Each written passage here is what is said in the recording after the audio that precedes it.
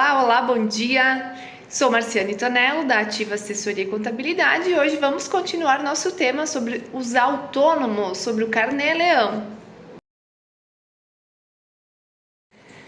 Então vamos conversar mais um pouquinho sobre os autônomos, sobre o Carnê-Leão, né? Este formato de pagar o imposto de renda sobre os rendimentos auferidos no trabalho para os médicos, fisioterapeutas, dentistas, arquitetos que atendem exclusivamente outros CPFs, outras pessoas físicas. Então, o que acontece, né? Como vai ser tributado?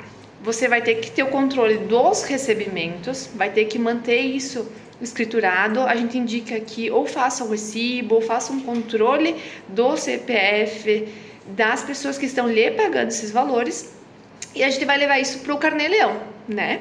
Lá no Carnê-Leão, ele vai seguir a tabela do imposto de renda, a mesma tabela que é utilizada nos vínculos empregatícios, nos vínculos de trabalho normais. Então, geralmente vai acontecer o quê? Para valores até 3 mil, não vai ter valor de imposto de renda a pagar. A partir de 3 mil reais, quando o seu imposto vai aumentar acima de 10 reais, já tem valores a pagar. Marci, mas então, eu só vou ter valores a pagar, eu não posso deduzir nada? Porque para mim ter o meu consultório, o meu escritório, eu preciso ter despesas, concordam?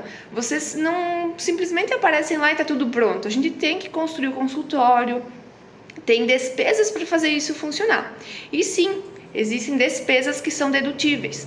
Nem todas as despesas são dedutíveis. Como, por exemplo, para iniciar o consultório, para montar ele, você vai precisar comprar aparelhos, vai precisar comprar móveis e isso se torna um imobilizado. É algo que vai agregar ali no consultório e, portanto, esses itens não podem ser considerados como dedutíveis.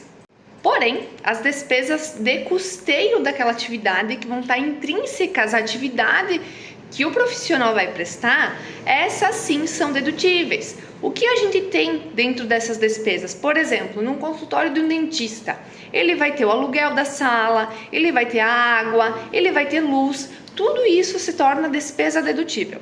Além disso, as contribuições que ele fizer, por exemplo, para o conselho é profissional, então está intrínseco à atividade, sim, vai poder utilizar como uma despesa dedutível. Além disso, eu participei de um congresso, posso ou não posso? Depende. Esse congresso vai ser convertido para atividade profissional? Se sim, então vai poder ser utilizado como uma despesa dedutível.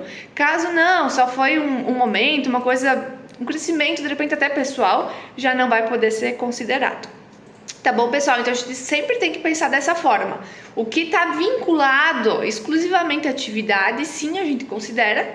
Aquilo que não, que tem algum outro formato, já não pode. O próprio Carnê-Leão, ele é uma despesa, mas ele é não dedutível, tá? E uma das coisas que gera bastante confusão é a questão do combustível. Porque eu preciso me deslocar até o consultório, né? Mas não, o combustível ele não é dedutível, desde que para os representantes. Porque geralmente acontece o quê? O trabalho do representante muitas vezes é estar na rua, é visitar o cliente, é apresentar uma proposta. Então, nesses casos em específico, sim, você vai poder considerar o combustível como uma despesa dedutível. Mas, para o dentista que só faz esse trânsito casa-consultório, já a gente não tem não pode fazer essa consideração. E por fim, né, o que é importante a gente considerar, né, a gente tratar também é que essas despesas sim são dedutíveis, a gente vai escriturar no livro caixa ali dentro do Carnê-Leão, mas o que é importante? Que elas tenham comprovação. Por exemplo, o aluguel, eu tenho que ter o recibinho comprovando que no mês eu paguei esse aluguel. A conta de água, que ela esteja em nome do profissional. A conta de luz, que ela esteja em nome do profissional. Então tem que prestar bastante atenção para fazer isso da forma correta, porque se um dia porventura a gente tiver alguma fiscalização, alguma intimação da Receita Federal, a gente possa apresentar que aquilo que está escriturado ali no Carnê-Leão condiz 100% com a realidade do profissional. Então, né, profissionais autônomos, A gente sempre gosta de dizer, né, reforçar que cada caso é um caso. Cada profissional tem as suas diferenças, precisa tratar isso com cuidado.